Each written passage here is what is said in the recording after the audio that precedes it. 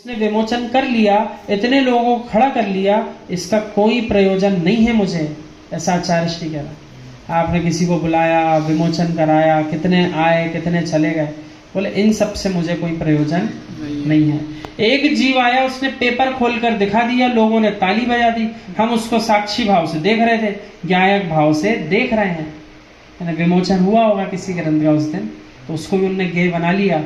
एक आया, उसके लिए सब प्रशंसा कर रहे हैं, ये विमोचन करेंगे, सब होते हुए देख रहे हैं, तालियां पीट रहे हैं, और ज्ञानी जीव माध्यस्थ होकर के निहार रहा है, ये क्या चल रहा है।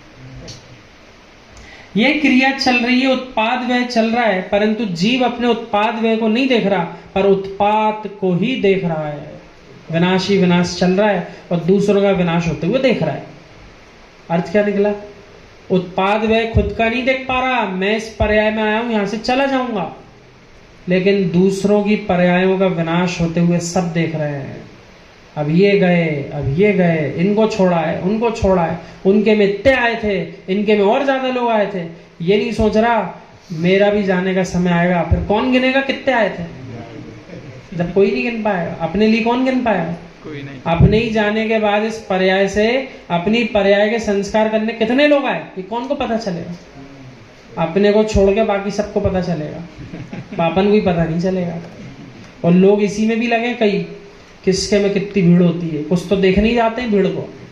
पर आचार्य जी तो और आगे की कह रहे हैं, कुछ लोग तो मंदिर की भीड़ में, मंदिर के शुभ कार्य में और ऐसे स्थानों पे भी इसलिए जाते हैं, अपने वाले की रिश्तेदारी बैठाना है वहां पे, इसलिए जाते हैं। कुछ किसी के भावों में उत्पात चल रहा है, किसी के शरीर में उत्पात चल रहा है किसी के भाव उथल पुथल कर रहे हैं, तो किसी के शरीर में उथल पुथल मची है।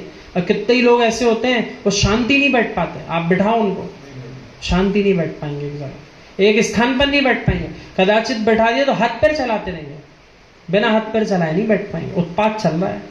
किसी के वचनों में उत्पात चल रहा है, कोई मुख से बहुत बोलता है, भले शांति से बैठा दिख रहा है, लेकिन बैठा तो शांति से नहीं है, इतना बोला, इतना बोल रहा है, खुद ही बोल रहा है, खुद ही बात कर रहा है, और लग रहा है कि हम सबसे बात कर रहे हैं, कोई नहीं कर रहा उससे बात।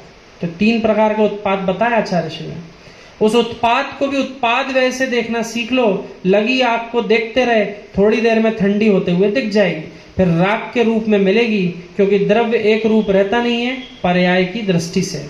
जैसे आप पूर्व में दिखते थे, क्या आज भी वैसे ही दिख रहे हो क्या? ऐसा आचार्य श्री ने प्रश्न किया। नहीं दिख रहा है।